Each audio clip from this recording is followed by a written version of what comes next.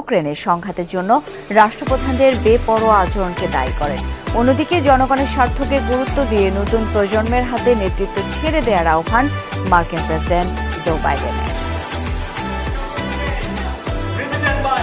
বর্তমান ও ভবিষ্যৎ প্রজন্মের জন্য শান্তি এবং টেকসই উন্নয়নের লক্ষ্যে একতা, এই প্রতিবাদে নিউ ইয়র্কে শুরু হলো জাতিসংঘের সাধারণ পরিষদের ৭৯তম অধিবেশনের মূল পর্ব।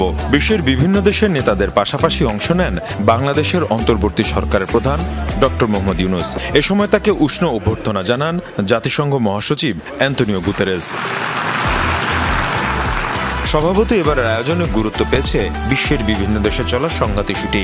রাশিয়া, ইউক্রেন, ইসরায়েল, ফিলিস্তিন, লেবানন সহ বিভিন্ন সংঘাতার লড়াইয়ের কথা তুলে ধরে জাতিসংঘ মহাসচিব বলেন, যা বিশ্ব শান্তির জন্য চ্যালেঞ্জের। এসব সংঘাতের জন্য ক্ষমতাসীনদের স্বেচ্ছাচারিতাকে দায়ী করেন অ্যান্তনিও গুতেরেস।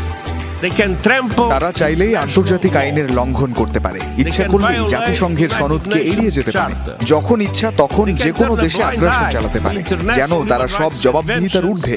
এর এমন আচরণের শিকার হচ্ছেন সাধারণ মানুষ। ফিলিস্তিন, লেবানন, ইউক্রেনে ভয়াবহ মানবিক বিপর্যয় ঘটছে।